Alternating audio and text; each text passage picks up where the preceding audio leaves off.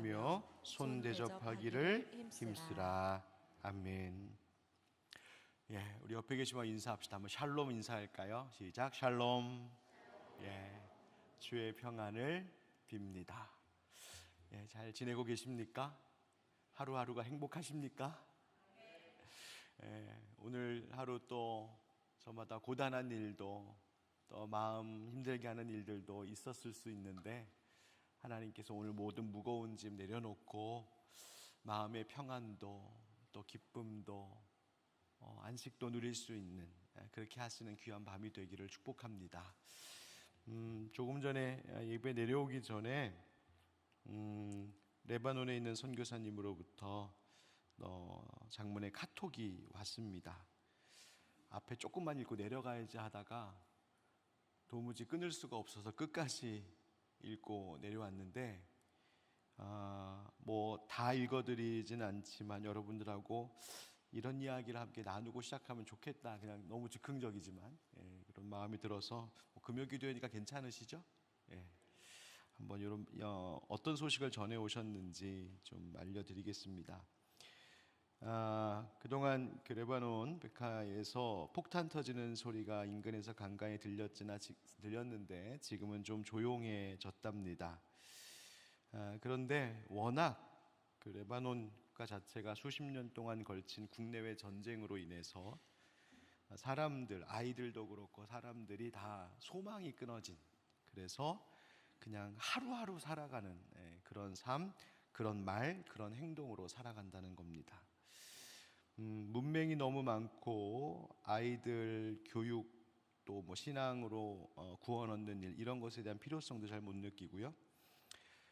이제 봄이 돼서 지난 4월부터 밭일이 시작되었는데 대부분의 어른들, 그 다음에 아이들 한 10살에서 12살 이상의 아이들이 포도밭에서 가지치기나 포도잎을 채취하는데 새벽 5시부터 11시, 오후 2시부터 8시까지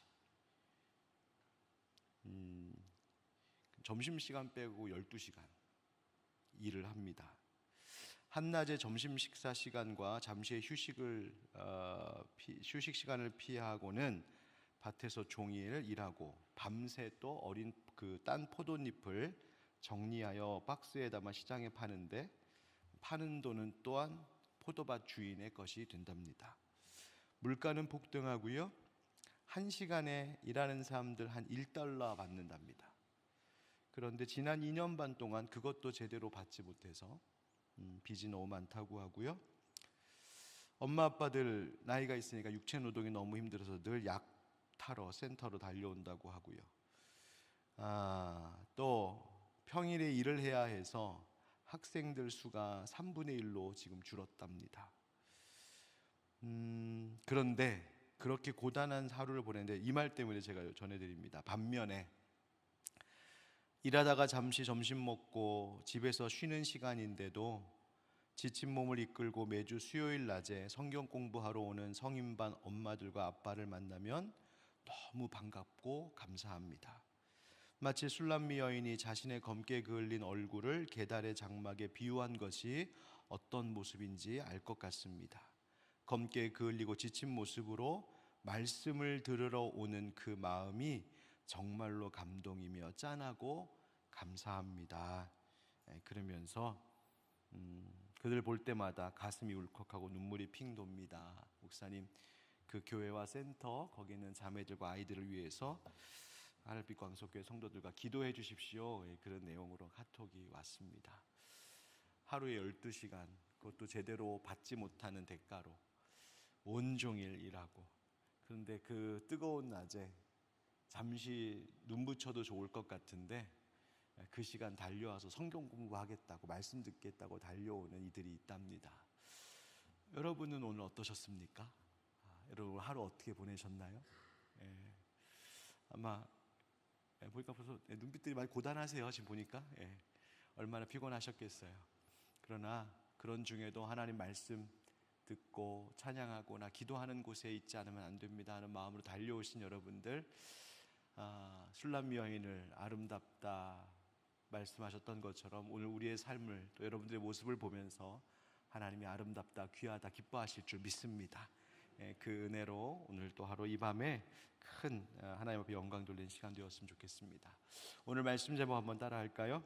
우리에게 주신 은혜를 따라. 우리에게 주신 은혜를 따라. 오늘도 본문 말씀 하나하나를 좀 풀어 먼저 설명을 함께 나누면 좋겠습니다. 복음의 은혜 입은 자들이 어떻게 살아야 하는가, 복음이 무엇인가를 말했던 바울은 그런 복음을 받아들인 자, 복음의 은혜를 입은 자들 어떻게 살아야 하는가를 로마서 12장부터 이제 써내려가기 시작했습니다. 그래서 로마서 12장부터는 뭐라고 말할 수 있냐면 그리스도인의 생활 혹은 그리스도인의 윤리, 그리스도인의 실제적인 삶, 그렇게 표현할 수 있는 이야기들이 로마서 12장부터의 말씀입니다. 지난주 본문이었던 12장 1절 2절에서 뭐라고 바울은 전합니까? 우리의 몸을 거룩한 무엇으로? 산 제사로 드려라. 그 몸이라 하는 것은 우리의 전부, 우리의 영, 혼, 육, 우리의 전인적인 모든 것들을, 또 우리의 소유, 우리의 시간, 우리의 재능, 꿈, 미래, 모든 것을 하나님 앞에 올려드리는 제물과 같이 삼아야 한다. 그것이 바로 영적 예배다. 이 말은 합당한 예배다, 마땅히 구원받은 자들이 드려야 될 예배다 했습니다. 이제 오늘 말씀부터는, 오늘 본문 단락부터는 바로 그것이, 그 영적 예배로 나를 거룩한 산제물로 드리는 삶의 구체적인 적용들이 무엇인가를 말해줍니다. 사실 이제 오늘 본문, 또 다음 주 본문, 몇 주간의 본문은 사실 이 말씀을 설교 말씀으로 많이 듣는 것보다 그냥 한 절이라도 그렇게 사는 게 훨씬 중요한 말씀들입니다. 또 말씀 읽어보면 이거 난 목사님 도저히 무슨 말인지 모르겠다, 그럴 말씀이 거의 없습니다. 문제는 아는데 그렇게 못 사는 겁니다. 그래서 여러분 오늘 말씀 들으실 때에는 아는 얘기 또 하시네 그렇게 듣지 마시고, 우리 저렇게 못 사는 것들이 있는데 내가 저렇게 살아야겠는데 라고 하는 그런 좀 마음을 가지고 오늘 말씀을 좀 들으셨으면 좋겠습니다. 또 말씀 한 절 한 절을 좀 깊이 풀어 생각할 텐데, 혹시 그간에 몰랐던 것 혹은 그냥 읽어서는 잘 드러나지 않았던 부분들을 좀 전하려고 합니다. 여러분 이 말씀 속에서 깨달음을 얻고 오늘 이 말씀 속에서 우리의 기도의 제목과 또 그렇게 살아야 되겠다 하는 결단이 새로워지는 시간 되기를 주의 이름으로 축복합니다. 여러분 예수 그리스도를 믿는 믿음의 삶, 복음을 받아들인 삶, 이 그리스도인의 삶은 결국 관계의 문제입니다. 내가 예수 그리스도 십자가 복음을 받아들이고 예수를 영접하는 순간 먼저 누구와의 관계가 회복됐습니까?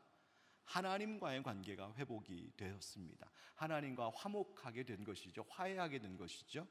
그런데 놀라운 것은 하나님과의 관계가 회복이 되면 그 이후로 나와 나 자신, 또 나와 다른 사람, 또 나와 이 세상의 관계도 새롭게 정립되기 시작합니다.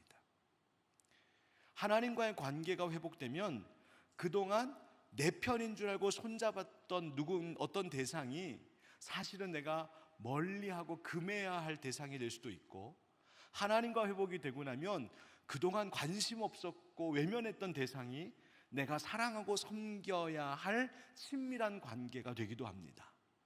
그래서 하나님과의 관계가 새롭게 정립되면서 화해하고 화목하게 되면서 마치 올바른 기준이 딱 잡힌 것처럼 그때부터 나와 나 아닌 다른 타자들과의 또 혹은 세상과의 모든 관계들이 새롭게 그 영적인 올바른 질서를 잡아가기 시작합니다. 그래서 오늘 본문 단락에도 먼저 뭐를 이야기하냐면, 하나님 그 사랑을 아는 자, 그 은혜를 입은 자는 나 자신과 내가 어떤 관계, 어떤 이해로 나를 바라봐야 되는가를 생각하게 합니다. 그것이 8절까지의 말씀이 되겠고요. 다음 9절부터의 말씀을 보면 나와 다른 사람, 나와 형제, 나와 이웃과 어떤 관계를 내가 맺어야 할까, 그것을 생각하게 합니다. 그리고 이제 다음 주, 또 그 다음 주에는 나와 원수된 사람들, 나와 불편한 사람들과 어떤 관계여야 되는가, 그 다음 나와 세상과의 관계는 어떠해야 하는가, 이렇게 예수 믿는 자들이 이제 앞으로 어떤 관계성을 가지고 살아가야 될지에 대하여서 이야기하고 있는 것이 로마서 12장의 말씀이 됩니다. 오늘 그 첫 번째로 바로 나와의 관계, 나를 어떻게 이해해야 되는가를 먼저 바울이 이야기하기 시작합니다. 우리 3절 말씀을 다시 한번 좀 읽어보실까요? 3절 시작. 내게 주신 은혜로 말미암아 너희 각 사람에게 말하노니 마땅히 생각할 그 이상의 생각을 품지 말고 오직 하나님께서 각 사람에게 나누어 주신 믿음의 분량대로 지혜롭게 생각하라. 아멘. 여러분, 바울이 지금 로마서 12장 전 11장까지 쭉 이야기해왔던 것들의 요지가 무엇이냐면 유대인들도 이방인들도 자기 스스로의 어떠함으로는 결코 구원받을 수 있는 것이 아니다라는 이야기를 해왔습니다. 아무도 나의 어떠한 면으로, 나의 어떤 좋은 모습, 나의 선한 모습, 나의 업적, 나의 공로, 나의 노력, 의지, 이런 것으로 구원받을 수 있는 사람은 아무도 없다는 겁니다. 유대인들이든 이방인들이든 모두가 다 하나님의 자비, 하나님의 긍휼, 하나님의 은혜로만 구원을 받을 수 있다는 것을 말했죠. 그래서 자랑할 것이 있다 없다? 없다. 자만할 수 있다 없다? 없다. 자기 자신을 과대평가하지 말라는 겁니다.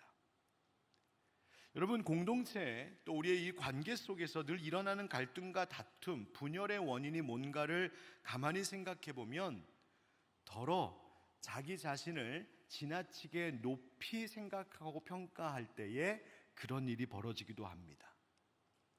그래서 오늘 성경은 마땅히 생각할 그 이상을 품지 말라 합니다. 여기서 마땅히 생각하리라는 것은 뭐냐면 바로 나는 아무것도 아닙니다. 나는 오직 하나님의 그저 은혜로, 하나님 나 그저 불쌍히 여겨주셔서 구원 얻은 사람일 뿐입니다 라는 생각 외에는 다른 생각 더 이상 갖지 말라는 것입니다. 내가 좀 그래도 좀 했는데, 내가 그래도 지금까지 이것도 저것도 선하게 살아온, 애써온 일들이 있는데 좀 그것 때문에 하나님 조금 날 더 이렇게 잘 봐주신 거 아닐까? 그 이상 생각하지 말라 했습니다. 아니, 그저 하나님의 은혜, 하나님의 긍휼, 하나님의 자비하심 때문에 구원받았을 뿐, 거기까지라는 겁니다.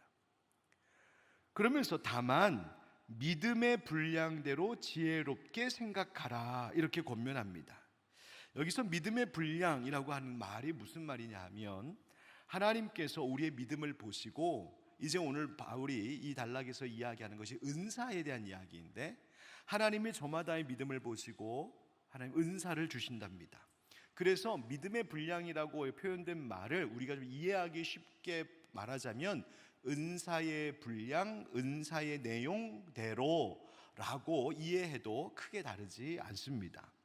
그러니까 하나님께서 우리 각자에게 저마다 믿음이라고 하는 은혜를 주셨잖아요. 예수 믿는 믿음. 그런데 그 믿음을 가진 자들에게는 또한 하나님이 그 은사를 나누어 주신다는 겁니다. 하나님께서 각자마다 우리에게 필요한, 즉 하나님을 섬기기에 이 사람에게 필요할 은사를 하나님 뜻대로 나누어 주신답니다. 오로지 하나님의 판단입니다. 여러분, 오해하지 마십시오. 저 사람은 믿음이 좋아서 저런 은사를 받고 나는 믿음이 이 모양 이 꼴이라서 이 정도 은사밖에 없구나, 그런 이야기가 아닙니다. 그렇게 하지 않으신답니다.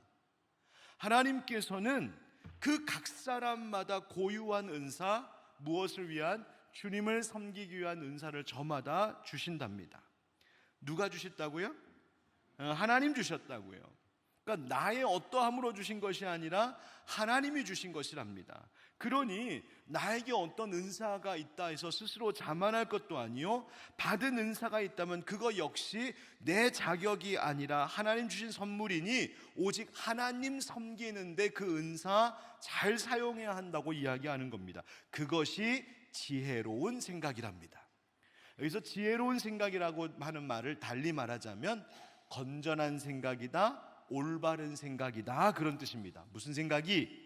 바로 나는 자격이 없으나 하나님이 그저 은혜 주셨고 하나님 긍휼을 베풀어 주셨고 심지어 하나님 나에게 주신 이 은사도 하나님 주신 선물입니다. 그게 지혜로운 생각, 건전한 생각, 올바른 생각이랍니다. 왜냐하면 이 생각을 잃지 않으면 내가 신앙생활을 하던, 교회 생활을 하던, 가정생활을 하던, 내가 봉사하고 섬기는 일에도 나의 태도와 자세가 어떠해야 하는지가 분명해지기 때문입니다. 그래서 이 올바른 생각으로 말미암아 하나님이 기뻐하시는 올바른 태도로 주님 섬기며 살라고 하는 것이죠. 그럼 그 올바른 태도가 무엇일까? 바울이 이제 우리가 믿음 생활하는 것을 뭘로 표현하기 시작하냐면 바로 몸으로 비유하여 설명합니다. 우리 4절 5절 같이 읽겠습니다. 시작. 우리가 한 몸에 많은 지체를 가졌으나 모든 지체가 같은 기능을 가진 것이 아니니 이와 같이 우리 많은 사람이 그리스도 안에서 한 몸이 되어 서로 지체가 되었느니라. 아멘. 여러분, 이 4절과 5절에서 말하고 있는 핵심들이 뭐겠습니까? 먼저는 같은 기능을 가지지 않았다. 즉 한 몸에 있는 여러 지체들은 다 다른 기능들을 저마다 가지고 있는 것처럼 우리 성도들도 저마다의 그 은사에 따라 역할과 기능이 다르다는 겁니다. 그저 다를 뿐만 아니라 그렇게 달라 고유한 은사와 역할들을 가지고 있으니 그 모든 은사가 다 중요하다고 말하는 겁니다. 그러니까 다르다, 그런데 다 중요하다. 또 한 몸이, 우리의 몸이 쪼개질 수 없듯이, 나뉠 수 없듯이 우리는 그리스도 안에서 한 몸이니 교회의 다툼과 분열은 생각도 할 수 없다는 거예요. 또한 각자의 역할이 있기 때문에 그 저마다의 역할에 충실해야 한다고도 이야기하는 겁니다. 만약에 한 지체가, 내 몸에 있는 어느 한 지체가 내가 병들거나 그 지체가 그 기능에 충실하지 않으면 늘 다른 한쪽이 고생을 합니다. 제가 이제 여러분 종종 말씀드렸죠. 제가 이제 왼쪽 무릎을 크게 수술한 적이 있었다고요. 수술하고 나서는 다 금방 회복이 된 줄 알았어요. 야, 이제 문제 없다. 날라다니겠다. 근데 웬걸 이게 흔적이 남는 거죠. 그래서 이제 나이가 조금 들어가고 많이 쓸수록 한쪽이 그 수술한 데가 아파요. 근데 수술한 쪽이 아프면, 왼쪽이 아프면 조금 있다가 오른쪽이 같이 아픕니다. 왜? 왼쪽이 그 기능을 잘 못하니까 다른 한쪽에 무리를 하게 돼서 아픈 거죠. 왼쪽이 힘들어서 오른쪽을 무리해서 아프면 왼쪽 오른쪽이 다 삐걱거리니까 중심마저 아파요. 그러니까 허리까지 아파오는 거죠. 그러니까 허리가 아파서 몸 자세가 이상하면 목도 아프기 시작해요. 목이 아프면 머리 지끈거리고요. 머리 지끈거리면 짜증나고요. 짜증나면 관계가 안 좋아지고요. 가정이 시끄러워지고요. 참 이게 다 그래요. 그러니까 각자의 역할을 충실히 감당할 때 몸이 고단하지 않은 거죠, 지체들이. 그래서 이 4절과 5절의 말씀은 우리가 가진 모든 은사가 다르다, 각자가 고유하니 중요하다. 그런데 그 지체들이 다 한 몸으로 연결되어 있으니 저마다 각각 나뉠 수 없다, 분열할 수 없다. 각자의 역할들에 충실해야 된다. 지금 그 이야기를 하고 있는 겁니다. 여러분 보십시오. 이 시대는요, 어떤 시대냐면 개인을 굉장히 중요하게 여기는 시대입니다. 개인주의 이런 말 많이 우리가 하죠. 개인의 권리를 굉장히 존중하고요, 그 권리를 보장해 주는 것이 매우 중요한 시대 정서가 되었습니다. 그런데 여러분 잊지 말아야 될 것은 아무리 개별적으로 개인이 중요하더라도 전체, 즉 공동체, 오늘 바울이 말하는 이 몸, 이 전체를 생각하지 않는 개인, 전체를 생각하지 않는 지체는 오히려 그 전체를 매우 어렵게 하고 허약하게 만들 수 있습니다. 삐걱거리는 몸처럼. 개인을 중요하게 여기고 개인주의가 많아진 이 시대 속에서 바울은 우리 각자가 참 소중하고 중요하긴 하지만, 그러나 그 지체가 쪼개져서 나뉠 수는 없는 것처럼 우리는 연결되어 있어야 하고 그 몸 전체를 위하여 각자의 역할을 충실히 잘 해내야 한다, 그 이야기를 권면하고 있습니다. 여러분, 서로의 각 개인의 권리가 중요하고 개인을 중요시 여기는 이 시대 속에서 어떻게 나보다 전체를, 어떻게 나보다 우리를, 어떻게 나보다 너를 생각하며 신앙생활할 수 있을까? 우리는 어떻게 한 몸이 되고 어떻게 연결될 수 있는 걸까? 성경은 단 한마디로 이야기합니다. 5절 말씀에 우리 많은 사람이 누구 안에서 한 몸이 되었다고요? 그리스도 안에서. 바울이 늘 강조하는 표현이 이것이죠. 그리스도 안에서. 여러분, 우리가 한 몸을 이룰 수 있는 것, 우리가 저마다 소중하지만 그럼에도 불구하고 우리가 서로 연결될 수 있는 유일한 길은 나도 너도 그리스도 안에 있다는 사실을 기억하는 것입니다. 그 말이 뭐예요? 너도 나도 다 죄인일진데 앞서 얘기한 것처럼 하나님의 긍휼, 하나님의 자비, 하나님의 은혜로 구원받은, 그저 은혜 받은 우리들이니 그 예수 그리스도 안에서 우리는 하나가 될 수 있다, 그 이야기한 겁니다.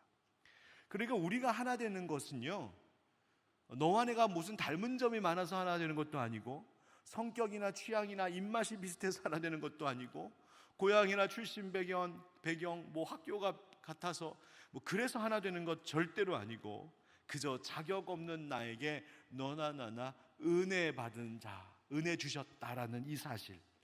그래서 우리 모두가 다른 것 같지만 우리에게는 하나의 공통된 분모가 있으니 바로 예수 그리스도 안에서 하나님의 은혜를 받았다, 이 사실을 기억해야 우리는 하나 된다고 지금 이야기하는 겁니다. 여러분, 우리 그리스도 안에서 한 몸 된 우리인 줄 믿습니다. 이처럼 바울이 예수 그리스도를 믿는 믿음, 오직 그 은혜로 구원받은 우리들은 그래서 무슨 일을 하든지 내게 하나님이 주신 그 은사대로 맡겨주신 사명을 감당하는 일에 있어서도 은혜 받은 자라고 하는 이 마음을 잃지 말고 일해야 한다라고 말합니다. 그래서 6절만 한번 같이 읽어볼까요? 6절 시작.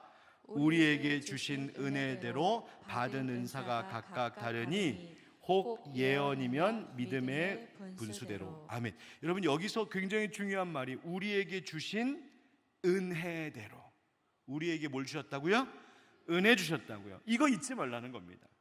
그러니까 우리에게 있는 이 모든 은사는 하나님 주신 은혜, 선물이라는 거 잊지 말라고 말씀하시는 거예요. 자랑할 일이 아니다. 그러면서 은사는 각각 다르다라고 이야기합니다. 아까 그 지체가 각각 다른 것처럼, 그래서 우리가 함께 하고 있는 믿음 생활하고 있는 한 교회에서 믿음 생활하고 있는 다른 지체들, 우리 형제 자매들, 그들에게도 하나님이 각각 다른 은사를 주신, 저들도 다 하나님의 은혜와 은사를 받은 자들인 줄 알고 그것을 인정해야 한다는 겁니다. 그들에게 있는 은사들을. 그리고 나 스스로에 대해서는 어떻게 생각해야 되느냐? 나만 잘난 것 아니고 나만 무슨 대단한 은사 가진 것 아니니 겸손할 줄 알아야 한다는 것입니다. 또 하나는 각각 다른 은사를 가졌으니 나는 무슨 은사를 받았나? 하나님이 나에게는 어떤 은사를 주셨나? 잘 알아서 그것을 잘 써야 한다고 지금 이야기하는 겁니다. 그래서 로마서 12장에 나오는 은사들이 어떤 것들인지, 뭘 이야기하고 뭘 강조하는지 한번 좀 말씀 속에서 생각해 보려고 합니다. 한번 보여주시면은요, 6절부터 8절에 있는 말씀을 한번 제가 표로 정리해 보았습니다.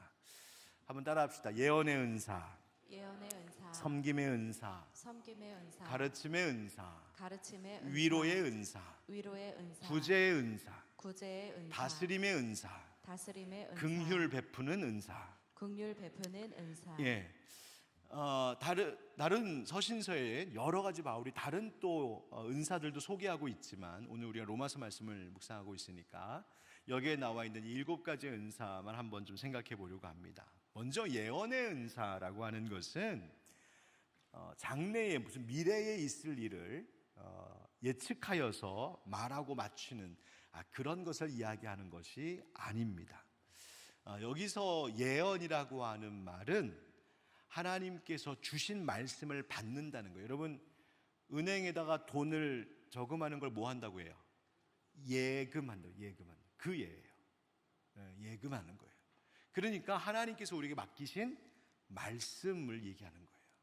그래서 말씀으로 성도들과 공동체를 위로하고 권고하고 권면하고 격려하고 가르치는 일, 그 일을 하는 것이 바로 예언의 은사를 가진 자들이 하는 겁니다. 그런데 그 일은 믿음의 분수대로 해야 된답니다. 이 말은 하나님께서 주신 믿음을 따라서 정말 예수 그리스도 그 십자가의 복음을 믿는 믿음에 합당한 대로 예언해야 하고 그 주신 분량대로 해야 된답니다. 이 말은 뭐냐면 하나님께서 나에게 깨닫게 하신 그 말씀에 대하여서 깨닫게 하시고 알게 하신 것 이상으로 내가 막 오버하여 말하면 그건 거짓 예언이 되는 거죠. 그죠? 그런데 또 하나님께서 내게 배우게 하시고 깨닫게 하시고 알게 하신 것 이하로 부족하게 전하면 그것은 맡겨진 사명에 불충분한 거죠. 충성하지 못하는 거죠. 그래서 믿음의 분수대로 하나님 너에게 주신 깨달음과 가르침대로 온전히 최선을 다하여 말씀을 전하고 가르치고 그 일을 해야 된다. 지금 그 얘기하시는 겁니다. 두 번째, 섬김의 은사할 때 이 섬김은 뭘 말하냐면 봉사하고 돕고 구제하는 것을 이야기합니다. 그런데 이 봉사하고 돕고 구제하는 섬김은 어떻게 해야 된다고 말씀하시냐면 너무 당연하죠? 섬기는 일로 하랍니다. 왜 이런 말씀하셨을까? 이유가 있어요. 우리는 가끔 섬김을 말로 할 때가 있어요. 말만 할 때가 있어요. 말로 시끄럽게 할 때가 있어요. 섬기면서도 말이 많고 섬기면서도 투덜거림과 불평과 요구가 많은 거예요. 섬기는 일은 그렇게 하는 게 아니랍니다. 섬기면 많은 말 하지 말고 입 닫고 그저 섬기면 되는 겁니다. 그 말이에요. 섬기는 은사는 섬기는 일로 하는 것이다. 세 번째, 가르침. 가르침은 교사처럼 그 가르치는 은사를 받은 자들이 가르치는 일로 하는 거예요. 그런데 이것도 방법이 뭐라고 말해요? 가르치는 일로. 이 말도 마찬가지예요. 그 일만 잘하면 돼요. 그 일로 만족하면 돼요. 그런데 가끔 어떤 일들이 우리에게 있냐면 가르쳐 놓고 대가를 바래요. 가르쳐 놓고 칭찬받기를 바래요. 가르쳤으니 너 내 말대로 해 라고 요구해요. 아니요, 그렇게 하지 말랍니다. 그냥 가르쳤으면 여기 교육학교 선생님도 계시고 목자들도 계시고 야육자들도 계시고 제가 같은 교육자들도 있지만 말씀 전하고 가르쳤으면 그걸로 끝. 내가 가르침의 본이 되도록 살아가는 것은 당연히 노력해야 하겠는데 그렇다고 해서 내가 가르쳤으니까 너 나에게 어떤 대가를 날 존경하고 날 따르고 그런 거 하지 말라는 거예요. 그냥 가르쳤으면 내가 가르칠 수 있었다는 것으로 기뻐하라는 거예요. 네 번째, 위로의 은사도 마찬가지예요. 위로한다는 것은 말 그대로 믿음이 연약한 형제들을 돌보고 격려하는 그 일을 하는 것인데 어떠한 학자는 주석에서 이 일이 바로 오늘날 권사의 직에 해당한다 이렇게 또 주석을 붙여놓기도 하셨어요. 권사님들이 하시는 일이 그 일이에요. 가서 위로하고 약한 형제 돌보고 신방하고 격려, 그게 권사님들 하시는 일이에요. 그런데 위로하는 일도 뭘로 하랍니까? 위로하는 일로. 같은 의미죠. 위로했거든, 그들을 도왔거든, 그들을 돌봤거든 더 이상 그에게 무엇을 요구하지 말라는 거예요. 내가 하나님의 위로를 전할 수 있었다는 것 자체로, 내 부족한 입술과 내 연약한 손길을 통하여 하나님이 그 사람을 위로하시고 돌보는 일에 나를 쓰셨다는 것만 가지고 기뻐하고 감사하고 만족할 수 있어야 한다는 말이에요. 그 다음, 구제의 은사. 구제의 은사는, 여기 구제라고 말할 때 헬라어를 보면 앞에 전치사가 하나 붙어 있는데 영어로 with라고 하는 무엇무엇을 가지고 무엇무엇과 함께라는 말이 붙어 있어요. 그러니까 이 구제는 그냥 말로 때우는 구제가 아니고요, 뭘 가지고 하는 거예요. 물건을 가지고 가든 뭐 돈을 가지고 가든 물 한 잔을 가지고 가든 뭔가를 가지고 하는 거예요. 그래서 물질적으로 나누고 공급하는 일. 그런데 그 일은 어떻게 해야 된답니까?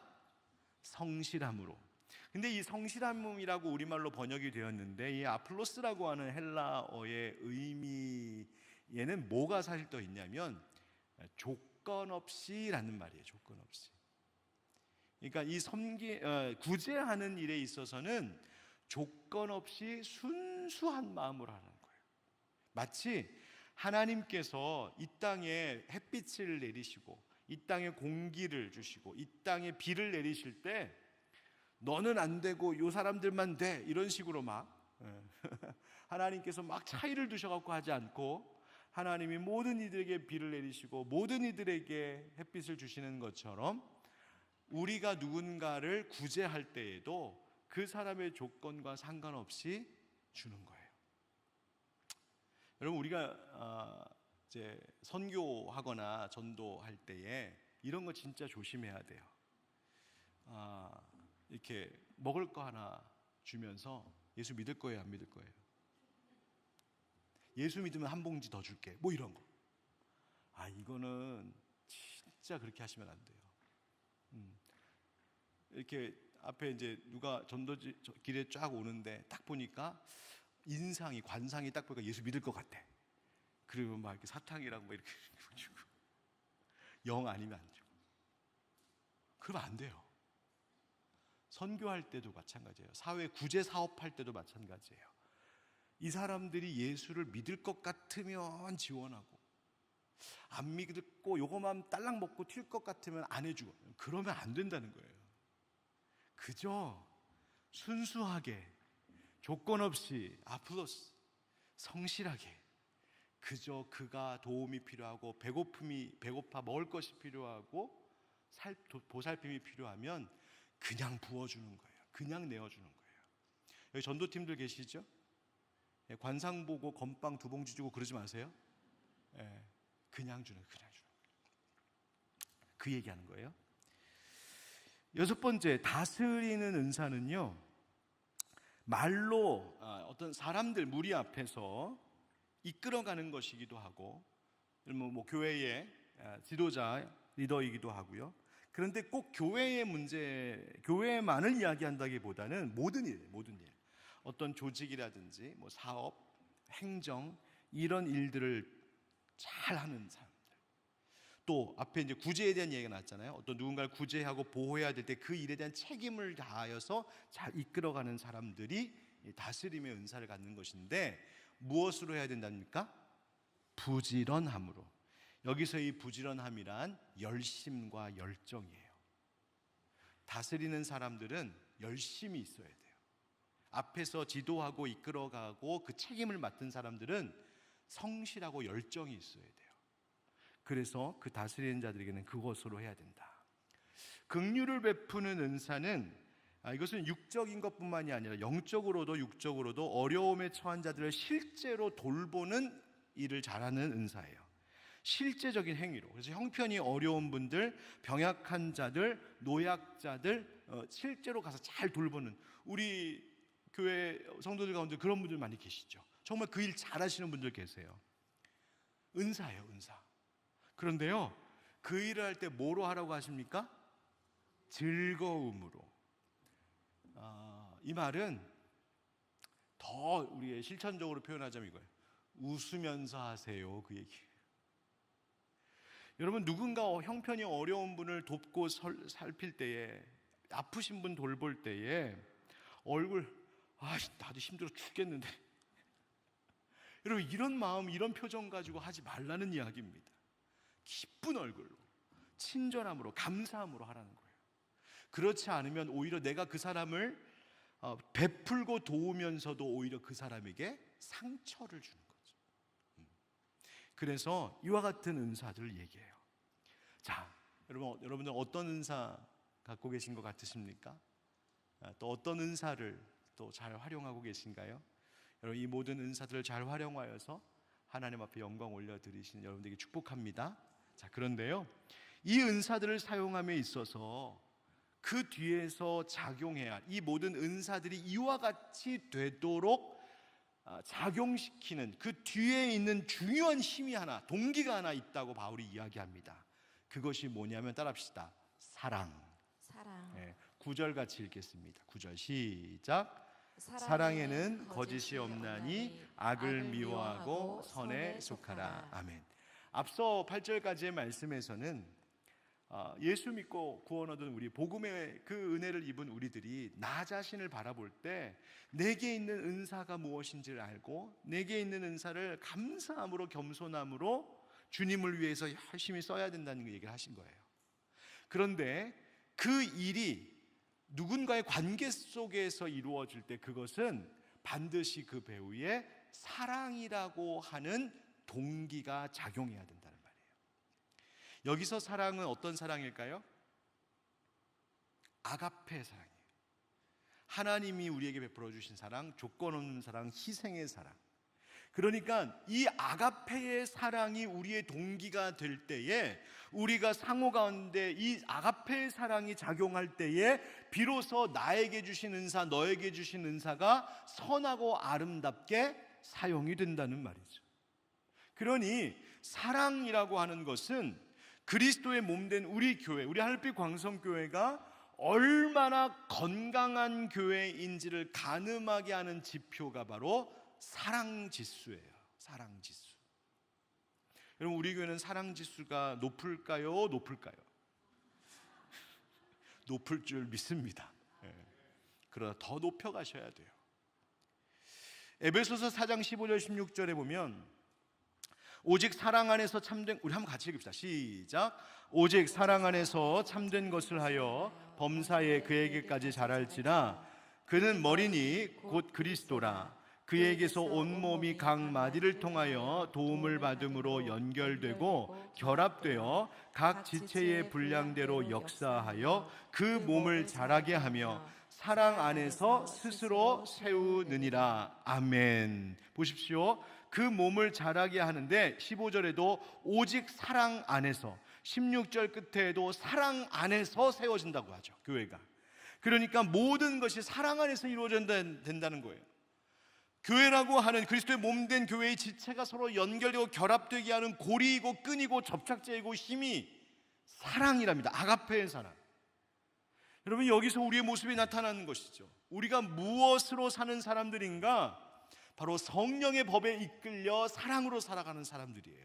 그래서 로마서 5장 5절 말씀 같이 읽습니다. 시작. 소망이 우리를 부끄럽게 하지 아니함은 우리에게 주신 성령으로 말미암아 하나님의 사랑이 우리 마음에 부은 바 되었으니. 여러분, 하나님의 사랑이 우리 마음에 부어졌대요. 사랑이 부어졌대요. 사랑할 수 있게 하신대요. 누구로 말미암아? 성령으로 말미암아. 여러분, 성령의 충만함이 그래서 중요한 거죠. 왜? 성령의 충만함을 받으면 내가 뭔가 대단한 일을 할 수 있어서 그것이 아니라, 성령이 충만할 때에 하나님 아가페의 사랑이 우리 가운데 부어져서 나도 그 아가페의 사랑을 할 수 있게 하시고, 그때에 비로소 성령께서 내게 주신 은사를 선하고 아름답고 올바르게 사용할 수 있게 되기 때문이에요. 그래서 성령 충만하셔야 돼요. 9절 말씀에 사랑은 거짓이 없다라고 하는 말은 뭐냐면, 위선적인 사랑 안 된다는 거예요. 거짓 사랑 버리라는 거예요. 진정한 사랑은 또 악을 미워하고 선에 속하라 하죠. 사랑한다는 이유 때문에 악을 수용하고 악인과 손을 잡고 그럴 수는 없다는 거예요. 10절 11절 한번 같이 읽어볼까요? 시작. 형제를 사랑하여 서로 우애하고 존경하기를 서로 먼저 하며 부지런하여 게으르지 말고 열심을 품고 주를 섬기라. 아멘. 우리의 관계 속에서 형제 사랑은 형제를 사랑하여 서로 우애하라고 하죠. 우애하라. 우애 앞에서 사랑이라고 하는 말 나오고 또 우애라는 말이 이게 중복되는 것 같은데, 여기서 우애하다라고 하는 말에는 어떤 의미가 있느냐면 헌신하다는 말이 있어요. 그러니까 형제 사랑은 어떻게 하는 거라는 거예요? 헌신하는 거다. 희생하는 거예요. 그러니까 사랑은 말로 때우는 것이 아니랍니다.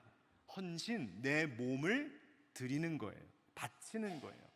내가 우리 교회의 형제자매, 내 이웃 누군가를 내가 정말 사랑한다 아가페의 사랑으로 사랑한다, 사랑이 나의 동기다가 될 땐 거기에는 희생이 있고 나를 오늘 드림이 있어야 된다는 거죠. 여러분, 존경하기를 먼저 하랍니다. 그러니까 존중하는 것을 먼저 하는 거예요. 즉 상대가 나를 어떻게 대하느냐에 따라서 내 태도가 달라지면은 안 된다는 말입니다. 설사 상대가 나를 무시하는 것 같아도, 상대가 나를 외면하는 것 같아도 나는 사랑으로, 아가페의 사랑으로 그를 먼저 존중하기 시작해야 한답니다. 그래야 선순환이 시작되는 거예요. 네가 나를 존중하지 않으니 나도 할 수 없다 하는 순간 악순환이 벌어지는 거죠. 그러나 예수 믿는 사람은 그 고리를 끊어내고 내가 먼저 하는 거예요. 내가 먼저 사랑하고 내가 먼저 존중하고. 자, 옆에 계신 분들하고 인사하겠습니다. 제가 먼저 사랑하고 존중하겠습니다. 시작. 몇 분 그냥 듣고만 계셨던 것 같은데 아닌가요? 먼저 하는 거예요. 세 번째, 또 부지런함 얘기예요. 부지런하여 게으르지 말고 열심을 품고 주를 섬기라. 이 부지런함, 즉 은사를 주신 것 가지고 주를 열심히 섬기는 것에 열정이 있어야 돼요. 열정을 쏟아야 돼요. 여러분, 열심을 가로막는 게으름, 안일함, 소극적인 태도, 영적인 침체, 이런 것들과 싸워 이기라는 겁니다. 12절 13절 같이 읽겠습니다. 시작. 소망 중에 즐거워하며 환난 중에 참으며 기도에 항상 힘쓰며 성도들의 쓸 것을 공급하며 손대접하기를 힘쓰라. 아멘. 바울이 소망을 이야기하죠. 갑자기 사랑 얘기하다가 왜 소망 이야기하는지 아십니까? 은사를 사용하여서 주를 섬기는 일, 그리고 그 아가페의 사랑을 가지고 누군가를 사랑하고 먼저 섬기는 그 일에는 늘 어렵고 힘든 일이 따라오기 마련입니다. 왜? 그것은 헌신이고 희생이니까. 그래서 그 일이 지치기도 하고요, 때로는 누군가로 인해서 실망과 상처를 받기도 해요. 그러나 뭐라고 합니까? 소망 중에 즐거워하라고요. 환난이 있어도 참으라고요. 인내하라고요. 어떻게 하면 그렇게 할 수 있을까? 기도에 항상 힘쓰라고요.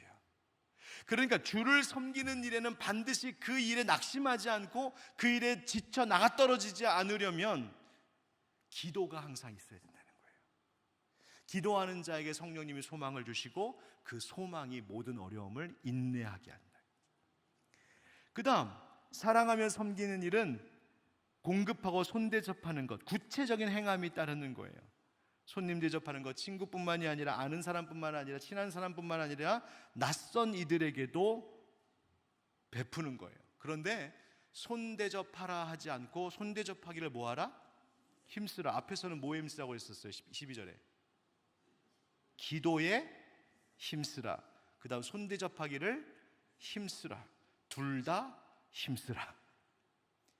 그러니까 기도만 하는 것으로 끝나는 것이 아니라 그 딱 누군가를 위해서 기도했다면 그 기도한 대로 내가 사랑하고 섬기는 일도 힘써야 되는 거예요. 그것을 잘할 수 있으려면 기도하는 일에 힘써야 돼. 이게 같이 가는 거예요. 자, 오늘 본문의 이야기가 이거예요. 자, 그러면 이 말씀 속에서 우리가 가져야 될 기도 제목이 뭘까? 제가 빠른 시간 안에 쫙 정리해 보겠습니다. 한번 따라하겠습니다. 은혜 받았으니 주신 은사로 힘써 섬깁시다. 은혜 받았으니 주신 은사로 힘써 섬깁시다. 여러분, 우리 가운데 여러 은사가 있습니다. 다른 은사들이 있다고 성경은 이야기하죠. 그런데 종종 하나님께서 내게 주신 것 아니라 다른 사람에게 주신 은사를 혹시 부러워해 보신 적 있으십니까?